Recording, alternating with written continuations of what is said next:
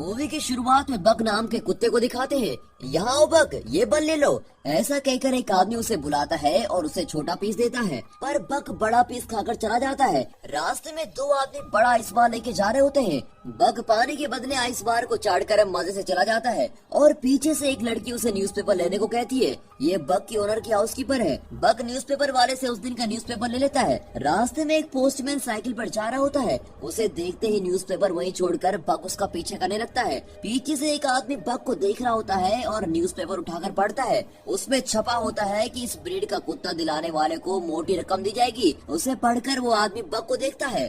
बक postman का पीछा नहीं छोड़ता और कुछ दूर पर बेचारा पोस्टमैन गिर जाता है। वो हाउसकीपर से कहता है कि कुत्ता संभालो मैडम, मुझे मरवाओगी क्या? वो लड़की बक से कहती है, बक तुम घर जाओ और सबको जगाओ, गुड बॉय।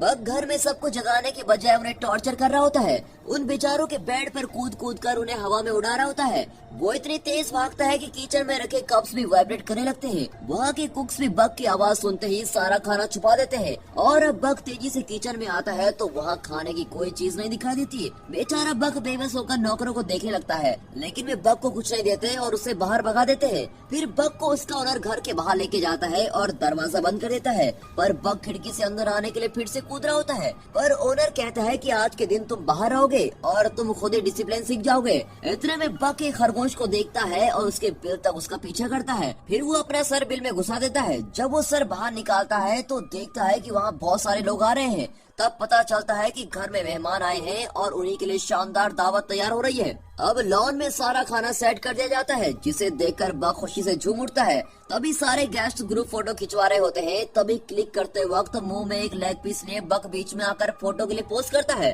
और सभी चौंक कर बक को देखते हैं। फिर टेबल को देखते हैं तो लगता है जैसे खाने पर बाउंडर गुजरा हो। ओनर गुस्से में बक के मुंह से लेग पीस खींचता है, पर उसके हाथ में सिर्फ हड्डी आती है। स्मार्ट बॉय बक ने मांस ऑलरेडी खा लिया होता है। उस रात ओनर उसे डांटता है कि एक दिन भी तुम डिसिप्लिन फॉलो नहीं कर सकते क्या?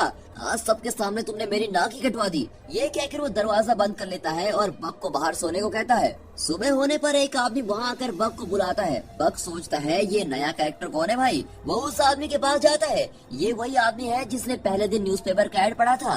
बक उसकी गाड़ी में बहुत सारा खाना देखता है और उसके अंदर चढ़ जाता है। तब अचानक कुछ लोग दरवाजा बंद कर देते हैं। अब वे बक को ट्रेन में कहीं लेके जा रहे होते हैं। बेचारा बक कंफ्यूज हो जाता है कि ये लोग उसे कहाँ लेके जाने वाले हैं और बॉक्स के छेद से वो बाहर देख रहा होता है। एक जगह पर उस बॉक्स को एक आदमी तोड़ता है। बक बाकी बॉक्स को खुद ही तोड़कर बाहर आ जाता है। वो आदमी डांटता है कि ओवर एक्टिंग मत कर, सिर्फ मेरे ऑर्डर्स फॉलो कर। बक उस पर झपड़ता है, पर वो छड़ी से उसे मारता है। अब बक किसी तरह संभल कर खड़ा हो जाता है। वो आदमी कहता है कि मेरी बात मानोगे तो नहीं मारूंगा, समझे? और डर के मारे बेचारा बक चुपचाप हो जाता है। फिर वो बक को एक खम्भे से बांध देता है। बक रस्सी तोड़ता है और सबको धक्का देकर ऊपर भागता है। ऊपर जाकर पता चलता है कि वो एक शिप में है और वो शिप अलास्का जा रहा है। अब वे बक को एक बूढ़े के हवाले करते हैं। बक को वहाँ के लोगों के पहनावा थोड़ा अजीब सा लगता है। चलते चलते वो पहली बार बर्फ पर पैर रखता है और उस मोमेंट को बहुत ही एंजॉय कर रहा होता है। इतने में बर्फ गिरने लगता है और उसकी खुशी का तो ठिकाना नहीं होता। कुछ दूर पर वो जॉन नाम के एक बूढ़े से टकराता है। जॉन उसे देखकर चला जाता है, पर उसका माउथ ऑर्गन गिर जाता है। बक उसे उठाकर जॉन का पीछा करता है। अब जॉन शिप पर चढ़ जाता है और मुड़कर देखता है कि बक के मुंह में उसका माउथ ऑर्गन है। वो अपना माउथ ऑर्गन ले लेता है। तभी एक आदमी बक के गले में रस्सी डालकर लेके चला जाता है। बक को किसी पेट शॉप में छोड़कर वो चला जाता है। तब पेरोल्ट नाम का एक आदमी आकर बक को खरीद लेता है। फिर वो उसे लेकर एक बर्फीली जगह पे लेके जाता है, जहाँ लोग भारी बोझ लेकर एक रस्से की मदद से पहाड़ पर चढ़ रहे होते हैं। पेरोल्ट बक से कहता है तुम आगे जाना चाहते हो तो जा सकते हो। अब बक खुश होकर आगे बढ़ता है। ऊपर जाकर पता चलता है कि उस बर्फीले पहाड़ पर एक गांव बसा हुआ है। अब पेरोल्ट की असिस्टेंट फ्रेंको इसको दिखाते हैं। वो पेरोल्ट से पूछती है, मैंने 2 कुत्ते मांगे थे और आप एक ही लेके आए। पेरोल्ट कहता है कि ये 1 ही 2 के बराबर है। फ्रेंको इस बक को देखती है और उसे दूसरे कुत्तों से इंट्रोड्यूस करवाती है, जिनमें से एक हस्की ब्रेड का कुत्ता है। उसे देखकर कहती है कि यह है स्पिट्ज और आज से यही तुम्हारा बॉस है। फिर वे कुत्तों को एक गाड़ी से बांध देते हैं और कुत्ते तेज दौड़ने लगते हैं। बक काम पर नया होने के कारण पहले डगमगाता है और सारे कुत्ते एक और भाग रहे होते हैं और बक किसी दूसरी डायरेक्शन में भाग रहा होता है। कुछ दूर पर गाड़ी उलटकर गिर जाती है। अगले दिन फिर से उसी तरह कुत्ते बांधे जाते हैं और वे कुछ पार्सल डिलीवर करते हैं। रात को सारे कुत्ते फिश खा रहे होते हैं। तब स्पिट्स बिल्कुल एक बॉस की तरह दूसरे कुत्ते का फिश छीनकर खाने लगता है। ये देखकर बक उस बेचारे को अपना फिश दे देता है। उसकी रहमदिली देखकर बाकी कुत्तों के दिल में बिग बी का गाना तेरे जैसा यार कहाँ कहाँ ऐसा याराना ये प्ले हो रहा होता है। अब अगले दिन वहाँ का तालाब फ्रीज हो जाता है। उसमें छोटा गड्ढा बनाकर स्पिट्स अकेला पानी पीता है और दूसरे कुत्तों को पीने नहीं देता।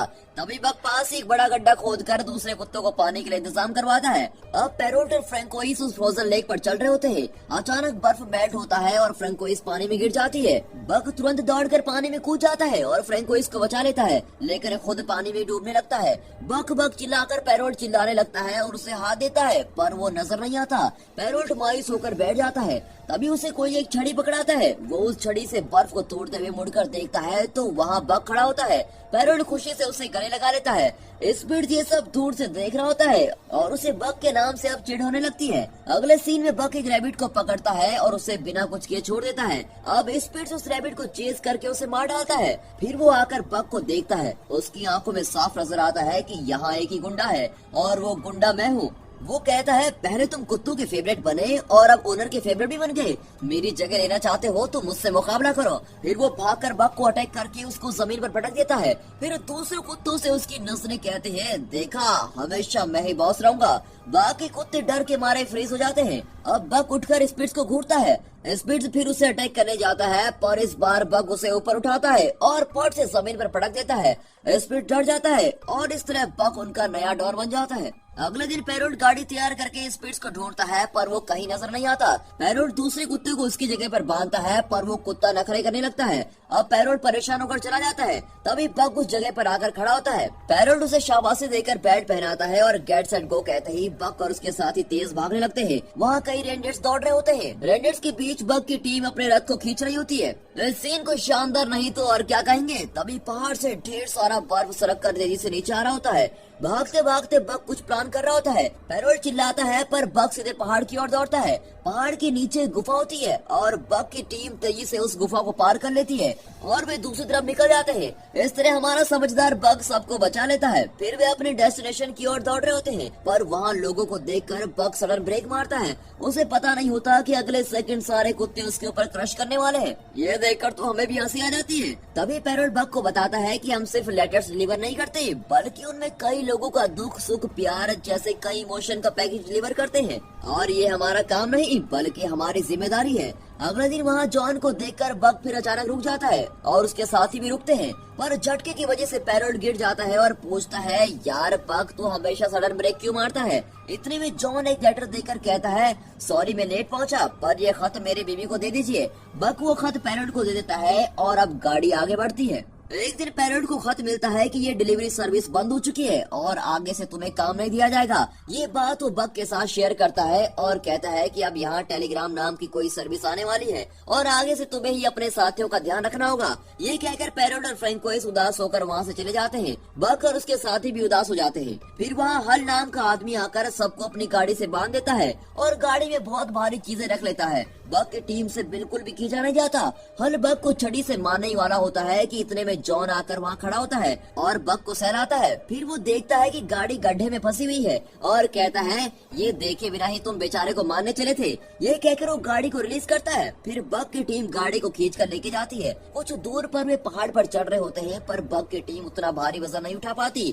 सभी कुत्ते थक जाते हैं और बेचारे सिगड़ कर नीचे गिर जाते हैं। तब हल उन्हें बेरहमी से मारता है, पर उनसे उठा ही नहीं जाता। फिर वो बक को शूट करने वाला होता है। इतने में जॉन वहाँ पहुँच जाता है और गुस्से में उसे धक्का दे देता है। फिर वो गन दिखाकर उसे डराता है। हल कहता है ठीक है तुम बक को ले जाओ, पर बाकी कुत्तों को हाथ मत लगाना। तब जॉन कहता है बर्फ पिघलने लगा है, अब तुम उस तरफ जाओगे तो ना तो तुम जिंदा बचोगे और न ही ये कुत्ते। पर वो आदमी जिद करता है और बाकी कुत्तों को साथ लेकर चला जाता है। जॉन बक को अपने घर लेके जाता है और बक वहीं आराम करता है। दूसरे दिन वो जरा ठीक हो जाता है और देखता है कि सामने का बर्फ पिघलकर अब नदी बन गई होती है। तब जॉन कहता है बक मुझे डर है कि उस बेवकूफ आदमी के कारण तुम्हारे साथी इस नदी में बह गए होंगे। ये सुनकर बक बड़ा ही मायूस हो जाता है। शाम को जॉन एक बार में बैठकर पी रहा होता है। बक खिड़की से उसे देखता है, तभी तभी हल वहाँ आता है और जॉन को मारने लगता है। बक अंदर जाकर हल को अटैक करता है पर जॉन उसे रोक लेता है। फिर दोनों घर लौट आते हैं। अब बक जॉन की शराब की बोतल बर्फ के अंदर छुपाकर उसके ऊपर बैठ जाता है। तब जॉन कहता है बक वो बोतल मुझे दे दो, मैं उसके बिना नहीं रह सकता।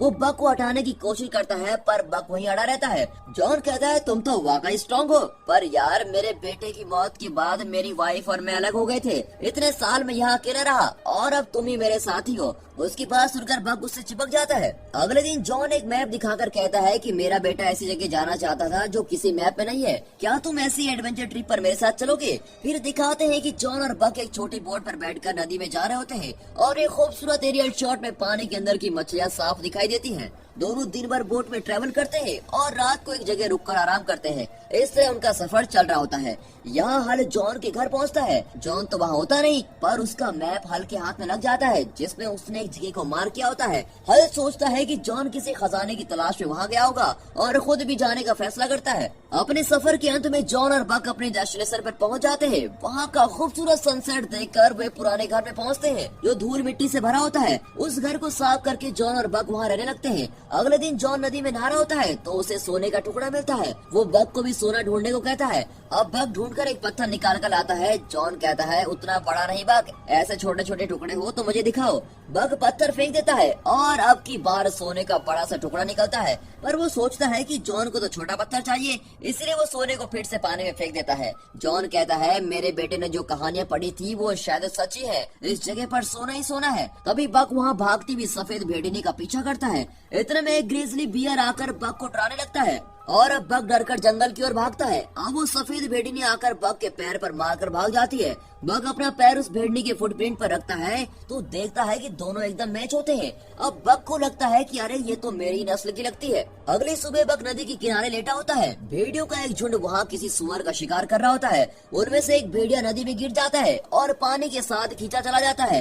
कुछ दूर पर एक पेड़ गिरा हुआ होता है और भेड़िया उसे पकड़ लेते हैं। इतने में बक जल्दी से जाकर उस पेड़ को जमीन की तरफ मोड़कर उसे बचा लेता है और अब सारे भेड़िए बक के फ्रेंड्स बन जाते हैं। वे बक को शिकार करना सिखाते हैं। बक हर चीज में माहिर हो जाता है। वो दूसरे जानवरों, पक्षियों और मछलियों का भी शिकार करता है, लेकिन वो अपना हर शिकार जॉन को लाकर देता है।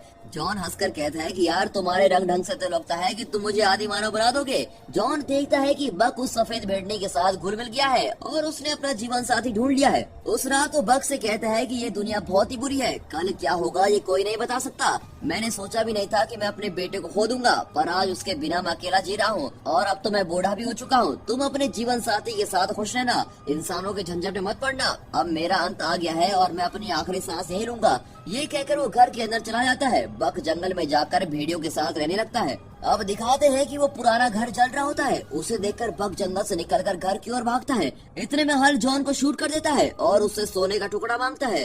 जॉन उसे सोना दे देता है। सोना लेने के बाद हल उसे फिर से शूट करने जाता है कि इतने में बक उस पर अटैक करता है। हल उसे छड़ी दिखाता है लेकिन बक छड़ी को मुंह में पकड़ लेता है और छड़ी के साथ ही हल को जलते हुए घर के अंदर खींच ले जाता है। उसे वहीं छोड़कर वो जॉन के पास आता है। जॉन की आंखें भर आती है और वो कहता है बक तुम मेरे लिए वापस आए, मेरा आखिरी समय आ गया है, तुम जाओ और अपने साथियों के साथ खुश रहो। ये कहकर वो बेचारा वहीं दम तोड़ देता है। अब बक वापस जंगल में अपने साथियों के साथ चला जाता है। फिर दिखाते हैं कि बक और सफेद भेड़नी के बच्चे हो जाते हैं। तभी एक दिन वही ग्रिजली बियर आकर बक को डराने लगता है। अब बक निडर होकर उसकी ओर जाता है तो वो ग्रिजली बियर चुपचाप रास्ता छोड़ देता है। अब बक जले हुए उस घर को देखता है और उसे उन सब की याद आती है जिन्होंने उसे पाला पोसा था और मुश्किल समय में उसका साथ दिया था। फिर ये सोचकर उसका चेहरा खिल जाता है कि कई मुश्किलों को पार करने के बाद अब वो एक झुंड का लीडर बन गया है। और बक की इसी सफलता के साथ ये मूवी यहाँ पर खत्म होती है। बक की लाइफ की तरह हमारी लाइफ में भी कई सारी प्रॉब्लम्स आएंगी, रास्ते बदलेंगे, लेकिन हम अपना लक्ष्य जरूर पाएंगे। और इसी विश्वास के साथ हम आपसे विदा लेते हैं। पर जाने से पहले आप इस वीडियो को लाइक और चैनल को सब्सक्राइब जरूर कीजिए और हाँ, साथ ही अपने फ्रेंड सर्कल में इस वीडियो को शेयर जरूर कीजिए। And finally thanks for watching.